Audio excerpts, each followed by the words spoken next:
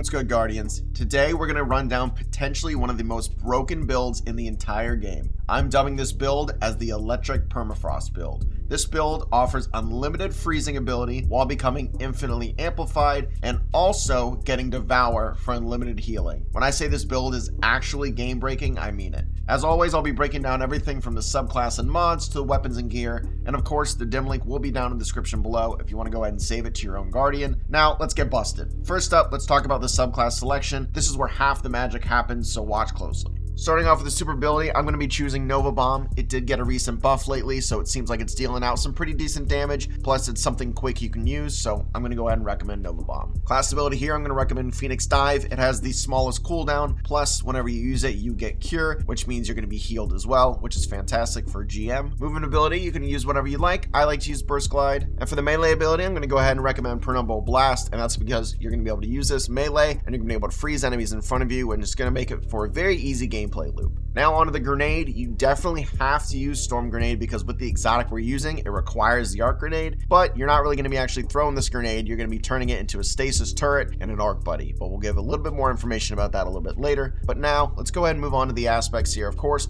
the first one we absolutely have to have is going to be Bleak Watcher, which whenever you hold your grenade down, you can go ahead and convert it into a Stasis Turret that fires projectiles at nearby targets. This is where the magic happens right here because you're going to be able to send out a lot of turrets at once, especially if there's tons of enemies and you're freezing and shattering enemies back and forth. You're going to be absolutely unstoppable. And for that second aspect here, I'm going to go ahead and recommend Feed the Void. When you defeat a target with any ability, you activate Devour, and Devour effects are improved, restoring additional health and grenade energy. So Devour is going to be able to go ahead and get you your health back. It's perfect for this build because not only is your Arc Buddy helping you out with damage, you can be doing damage at the same time, of course, and then also, of course, your Stasis turrets will do damage as well. So everything is going to get you a good amount of damage here, a lot of freezing, and a lot of control. And now we're going to go ahead and move on to the fragments here. The first one we're going to go ahead and recommend is going to be Facet of Balance. Rapidly defeating targets with light damage grants melee energy, and rapidly defeating targets with darkness damage grants grenade energy. So darkness damage is going to of course be shooting out of the turrets, and it's going to grant you more grenade energy, so it's going to be absolutely easy. Plus the exotic weapon we're using is going to actually get you more grenade damage either way. So this is actually a perfect fragment for this build. For the second one here, I chose Facet of Purpose, which whenever you pick up an Orb of Power, it grants either Amplified Restoration, Frost Armor, Woven Mail, or Overshield based on the damage of the equipped super. Of course, I'm equipping Nova Bomb here, so I'm going to be getting Overshield from this, which is going to be a little bit more helpful in a Grandmaster. Next would be Facet of Ruin. Increases the size and damage of the burst whenever you shatter a crystal or frozen target, and increases the area effect of solar ignitions. The reason I chose this one is because not only are we going to be shattering tons of enemies, but the secondary weapon we're also going to be using is going to be solar, which basically this just kind of helps that out as well. Number 4 here, we got Facet of Courage, which your Arc, Solar, and Void abilities deal increased damage to targets afflicted with darkness debuffs. So all the light buffs we're going to be getting is going to be go ahead and affecting most enemies here because they're going to be frozen and getting a darkness debuff because of our turrets. And then of course lastly here we got Facet of Dawn. Your powered melee hits against targets makes you radiant, and then powered melee final blows makes you and allies radiant, which is going to be fantastic because whenever we use Penumbral Blast, if it's on a frozen enemy, most likely they're going to go ahead and shatter, which is basically going to make sure that we go ahead and become radiant. Of course, radiant means we're going to be doing more damage, and we can also break shields of barrier champions. Now let's take a look at our seasonal artifact and the mods that would go great with this build to make this absolute S tier.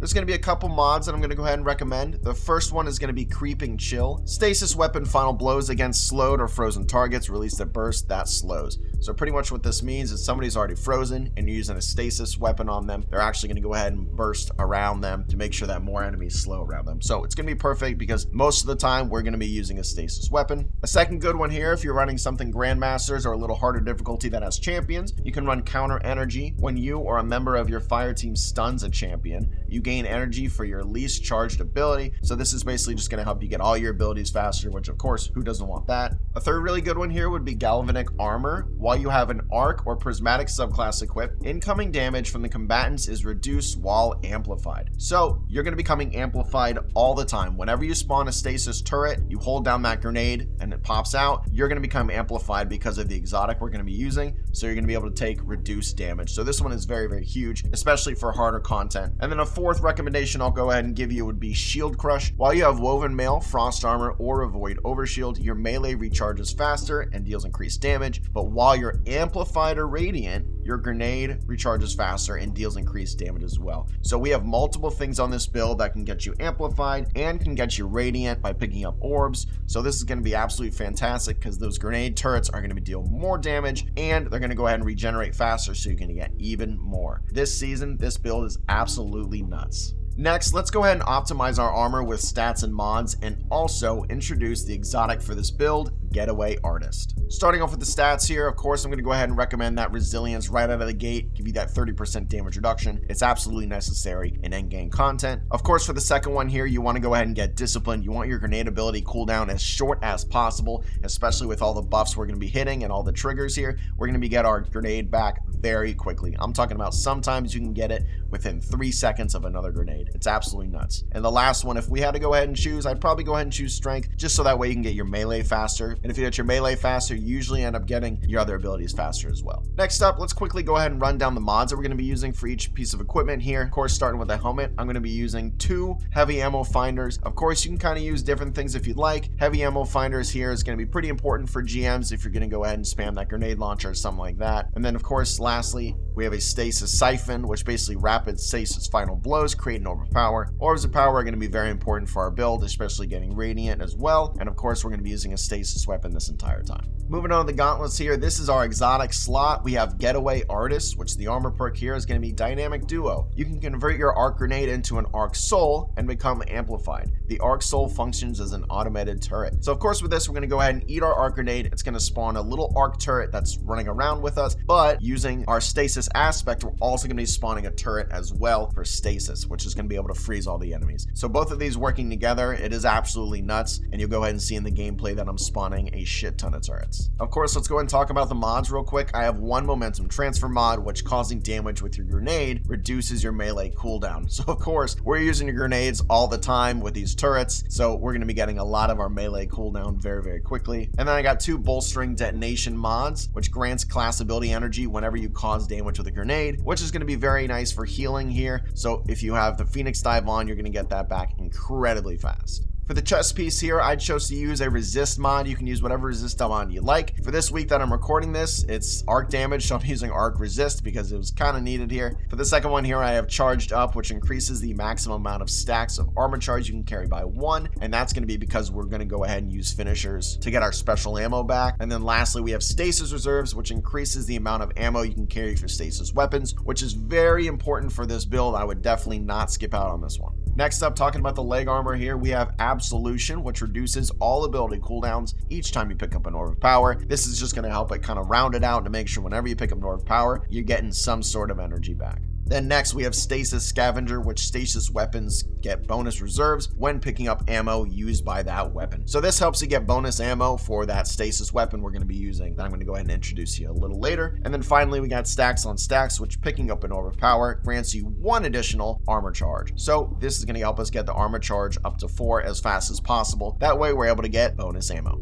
And then lastly, of course, we're on to the class item here. I got 1 Bomber mod, which reduces the grenade cooldown using your class ability. And then we got Special Finisher here, which whenever you do a finish, it generates special ammo for the whole fire team as long as you have at least 3 stacks of armor charge. So this is going to be very huge for getting our ammo back, of course, for our stasis weapon we're going to be using. That way we can freeze as many enemies as possible. And then lastly, of course, we got that Reaper mod, which shortly after using your class ability, your next weapon final blow spawns an orb of power. This is just a no-brainer because it just makes sense. Whenever you use your dive, you're going to be able to go ahead and spawn more orbs, which is going to go ahead and get you pretty much everything else that we need for this build. Now let's talk weapons. This part is where we got that exotic that is really going to go again and give this build the looping power it truly needs to be broken, actually broken. For the kinetic slot here, of course, we got our exotic Ager's Scepter. This has an insane trait here. Final blows with this weapon generate a slow burst around the defeating target. So whenever you go ahead and kill an enemy with this, it kind of slows down everybody else. And a lot of times whenever there's somebody already frozen, it's going to help shatter them as well. Cool thing about this is if you have the catalyst, you can go ahead and press your reload button and it drains super energy, overflowing the magazine and empowering the beam with bonus damage and the ability to slow and freeze targets until the magazine or super energy runs out. So this is is going to be absolutely busted for doing massive damage to any champs or bosses. So that weapon is an absolute must, but going on to the energy weapon here, the one I'm going to go ahead and recommend is going to be Callus Mini Tool with Incandescent. And the reason that is because it's a fast firing SMG. You don't have to worry about ammo, of course. Incandescent is also buffed huge from the fragment that we used earlier, and it helps shatter enemies even more. So this is a very, very good pairing here. For the power weapon here, you can use whatever you feel like. Kind of depends, I guess, on what you're running here. I use the Edge Transit with Envious Assassin and Bait and Switch. I know a lot of people use that right now, but you can kind of use whatever you'd like. Probably depends on what Grandmaster you're running.